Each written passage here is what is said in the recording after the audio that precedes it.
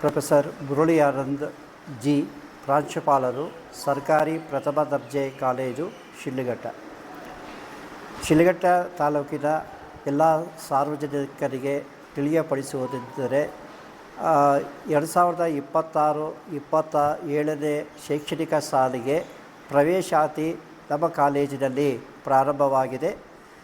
ನಮ್ಮ ಕಾಲೇಜಿನಲ್ಲಿ ಲಭ್ಯವಿರುವಂತಹ ಕೋರ್ಸುಗಳು ಅಂತಂದರೆ ಬಿ ಎದಲ್ಲಿ HEP, HES ಮತ್ತು HSK ಕೋರ್ಸುಗಳು ಲಭ್ಯವಿದೆ. BSc PCM ಕೋರ್ಸ್ ಲಭ್ಯವಿದೆ. ನಂತರ BCom, BSc ಹಾಗೂ ಸ್ನಾತಕೋತ್ತರ ಪದವಿ ಕೋರ್ಸ್ MCom ಸಹ ಇದೆ. ನಮ್ಮ ಕಾಲೇಜಿನ ವೈಶಿಷ್ಟ್ಯತೆಗಳು ಮತ್ತು ನಮ್ಮ ಕಾಲೇಜಿನಲ್ಲಿ ಲಭ್ಯವಿರುವಂತಹ ಸೌಲಭ್ಯಗಳು ಏನು ಅಂತಂದರೆ, PhD ಪದವಿಯನ್ನು ಪಡೆದಿರುವಂತಹ ನುರಿತ ಬೋಧಕ ಸಿಬ್ಬಂದಿ ವರ್ಗದವರು ಇದ್ದಾರೆ. ICT ತರಗತಿಗಳು ನಡೀತದೆ. ಕಂಪ್ಯೂಟರ್ ಲ್ಯಾಬ್ ಲಭ್ಯವಿದೆ. CCTV ಒಳಗೊಂಡಂತಹ ಸುಸಜ್ಜಿತ ಕೊಠಡಿಗಳು ಇವೆ. ವಿದ್ಯಾರ್ಥಿಗಳು ಕ್ರೀಡೆ, NSS, red cross, scouts and guides, ಪರಂಪರೆ ಕೂಟ, ಪತ್ರಗಾರ ಕೂಟ ಈ ಎಲ್ಲ ಚಟುವಟಿಕೆಗಳಲ್ಲಿ ಸಕ್ರಿಯವಾಗಿ ಭಾಗವಹಿಸುವುದಕ್ಕೆ ನಾವು ನಮ್ಮ ಸಿಬ್ಬಂದಿ ಪ್ರೇರಣೆಯನ್ನು ಮತ್ತು ಮಾರ್ಗದರ್ಶನವನ್ನು ಕೊಡ್ತೀವಿ. ವಿದ್ಯಾರ್ಥಿಗಳಿಗೆ ವಿದ್ಯಾರ್ಥಿ ವೇತನ ಸೌಲಭ್ಯಗಳನ್ನು ಕಲ್ಪಿಸಿಕೊಡ್ತೀವಿ. ನಮ್ಮಲ್ಲಿ ಮಹಿಳಾ ಸಬಲೀಕರಣ ಕೋಶ ಅಂತ ಇದೆ. ಜೊತೆಗೆ ವಿದ್ಯಾರ್ಥಿಗಳಿಗೆ ವ್ಯಕ್ತಿತ್ವ ವಿಕಸನ ಮತ್ತು ಆಪ್ತ ಸಲಹೆ ಹಾಗೂ ಉದ್ಯೋಗ ಮಾರ್ಗದರ್ಶನವನ್ನು ನಾವು ಮಾಡಿಕೊಡ್ತೀವಿ. ನಮ್ಮಲ್ಲಿ ಸುಸಜ್ಜಿತವಾದಂತಹ ಗ್ರಂಥಾಲಯ ಸೌಲಭ್ಯವಿದೆ. ವಿಜ್ಞಾನ ವಿಭಾಗಗಳ ಪ್ರಯೋಗಾಲಯಗಳು ಇವೆ. ಮಂದಿರ ಇದೆ ಹಾಗೂ ಜನಪದ ಕಲೆಗಳ ಬಗ್ಗೆ ತರಬೇತಿಯನ್ನು ಕೊಡ್ತೀವಿ. ಸೆಮಿನಾರ್ಸನ್ನು ಮಾಡಿಸ್ತೀವಿ, ಕಾನ್ಫರೆನ್ಸ್ ಮಾಡ್ತೀವಿ, ವರ್ಕ್ಶಾಪ್ಸನ್ನು ಮಾಡಿಸ್ತೀವಿ, ಕ್ಷೇತ್ರ ಕಾರ್ಯ ಅಧ್ಯಯನವನ್ನು ಮಾಡ್ತೀವಿ, ಅಂದರೆ ಶೈಕ್ಷಣಿಕ ಪ್ರವಾಸವನ್ನು ಮಾಡಿಸ್ತೀವಿ. ಉತ್ತಮ ಕ್ರೀಡಾ ವಿಭಾಗ ಮತ್ತು ಜಿಮ್ ಸೌಲಭ್ಯವಿದೆ. ಸುಸಜ್ಜಿತವಾದಂತಹ ಒಂದು ಕ್ಯಾಂಟೀನ್ ಮತ್ತು ಪಾರ್ಕಿಂಗ್ ವ್ಯವಸ್ಥೆಯನ್ನು ಕೂಡ ನಾವು ಒದಗಿಸ್ಕೊಡ್ತೀವಿ. ಇಷ್ಟೇ ಅಲ್ಲ, ನಾವು ಫ್ರೀಯಾಗಿ ಕೋಚಿಂಗನ್ನು ಕೊಡ್ತೀವಿ ಎಕ್ಸಾಮ್ಗೆ. ಮತ್ತು ಈ ಒಂದು ವರ್ಷದ ಸಾಲಿನಲ್ಲಿ ನಾವು AEDP ಕೋರ್ಸನ್ನು ಪ್ರಾರಂಭ ಮಾಡಿದ್ವಿ. ಇದು ಬ್ಯಾಂಕಿಂಗ್ ಮತ್ತು ಫೈನಾನ್ಸ್ಗೆ ಸಂಬಂಧಪಟ್ಟ ಹಾಗೆ BCom ಪದವಿಯಲ್ಲಿ ನಾವು ಈ ಕೋರ್ಸನ್ನು ಪ್ರಾರಂಭ ಮಾಡಿದ್ದೀವಿ. ಈ ಒಂದು ಕೋರ್ಸು ಯಾವ ಕಾಲೇಜಿನಲ್ಲೂ ಕೂಡ ಲಭ್ಯವಿಲ್ಲ, ಆದರೆ ನಮ್ಮ ಕಾಲೇಜಿನಲ್ಲಿ ಮಾತ್ರ ಲಭ್ಯವಿದೆ. ಇಂಟೇಕ್ ಬಂದು 60 ಸೀಟುಗಳು ಮಾತ್ರ ಲಭ್ಯವಿದೆ. ಇಲ್ಲಿ ಇದರ ಒಂದು ವಿಶೇಷತೆ ಏನು ಅಂತಂದರೆ, ವಿದ್ಯಾರ್ಥಿಗಳು ಬ್ಯಾಂಕಿಂಗ್ ಮತ್ತು ಫೈನಾನ್ಸಿಂಗ್ ವಿಷಯದಲ್ಲಿ ಸಾಕಷ್ಟು ಮಟ್ಟಿಗೆ ಸ್ಕಿಲ್ ಓರಿಯೆಂಟೆಡ್ ಒಂದು ಅಧ್ಯಯನವನ್ನು ಮಾಡಿ 2 ವರ್ಷಗಳ ಕಾಲ ಮಾತ್ರ ಇಲ್ಲಿ ಅಧ್ಯಯನವನ್ನು ಮಾಡ್ತಾರೆ. ಇನ್ನು ಕೊನೆಯ ವರ್ಷ ಕಂಪ್ನಿಯಲ್ಲಿ ಅವರು ಕೆಲಸವನ್ನು ಮಾಡ್ತಾರೆ. ಅಲ್ಲಿ ಅವರಿಗೆ ಸ್ಟೈಪೆಂಡರಿಯನ್ನು ಕೊಡಲಾಗುತ್ತದೆ. ಆ ಒಂದು ಕೋರ್ಸ್ ಮುಗಿದ ನಂತರ ಕಂಪ್ನಿ ಅವರಿಗೆ ಉದ್ಯೋಗವನ್ನು ಕೊಡ್ತದೆ. ಅಂದರೆ 100% ಉದ್ಯೋಗ ಅವಕಾಶ ಈ ಕೋರ್ಸ್ನಲ್ಲಿ ಲಭ್ಯವಿದೆ.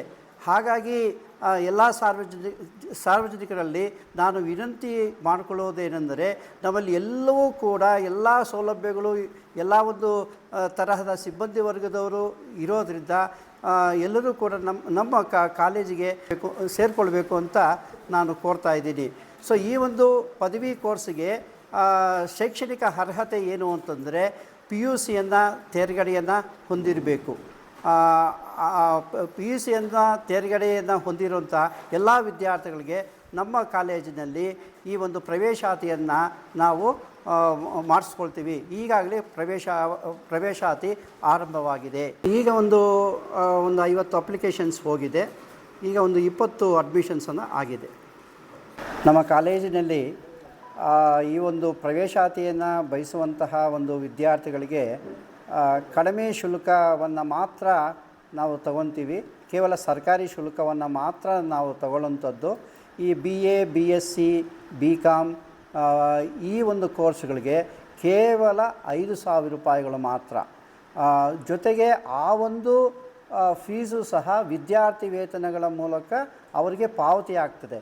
ಹಾಗಾಗಿ ಯಾವುದೇ ರೀತಿಯಾದಂತಹ ಬರ್ಡನ್ ಇಲ್ಲದೆ ವಿದ್ಯಾರ್ಥಿಗಳಿಗೆ ಫ್ರೀಯಾಗಿ ಎಜುಕೇಷನನ್ನು ಕೊಡಲಾಗ್ತದೆ. ಜೊತೆಗೆ BCAಗೆ ಬೇರೆ ಒಂದು ಪ್ರೈವೇಟಲ್ಲಿ ಹೋದಾಗ 50,000 1,00,000 ಕೊಡಬೇಕಾಗ್ತದೆ. ನಮ್ಮ ಕಾಲೇಜಿನಲ್ಲಿ ಕೇವಲ 15,000 ರೂಪಾಯಿಗಳು ಮಾತ್ರ ಇರ್ತದೆ. ಆ 15,000 ರೂಪಾಯಿಗಳು ವಿದ್ಯಾರ್ಥಿಗಳ ಒಂದು ಅಕೌಂಟಿಗೆ ವಿದ್ಯಾರ್ಥಿ ವೇತನದ ಮೂಲಕ ಪಾವತಿ ಆಗ್ತದೆ. ಸೊ ಹಾಗಾಗಿ ಈ ಎಲ್ಲ ಒಂದು ಉಚಿತವಾಗಿ ಈ ಒಂದು ವಿದ್ಯಾರ್ಥಿಗಳಿಗೆ ಶಿಕ್ಷಣವನ್ನು ಕೊಡುವಂತಹ ಒಂದು ಸೌಲಭ್ಯ ನಮ್ಮಲ್ಲಿದೆ.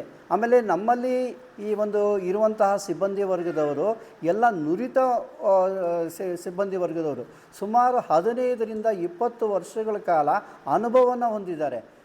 ಮತ್ತು ಬೇರೆ ಕಾಲೇಜಿನಲ್ಲಿ ಪ್ರಾಂಶುಪಾಲರಾಗಿ ಕೆಲಸವನ್ನು ನಿರ್ವಹಿಸಿ ಇಲ್ಲಿಗೆ ಬಂದಿದ್ದಾರೆ.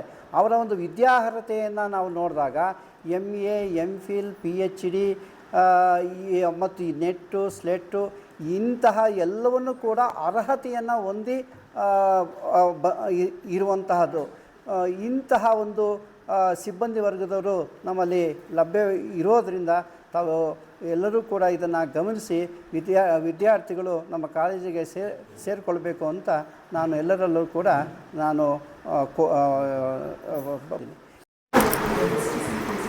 ವಿದ್ಯಾರ್ಥಿನಿಯರಿಗೆ ವಿದ್ಯಾರ್ಥಿಗಳಿಗಿಂತ ಇನ್ನೂ ಕಡಿಮೆಯ ಒಂದು ಶುಲ್ಕ ಸಹ ಲಭ್ಯವಿರುತ್ತದೆ.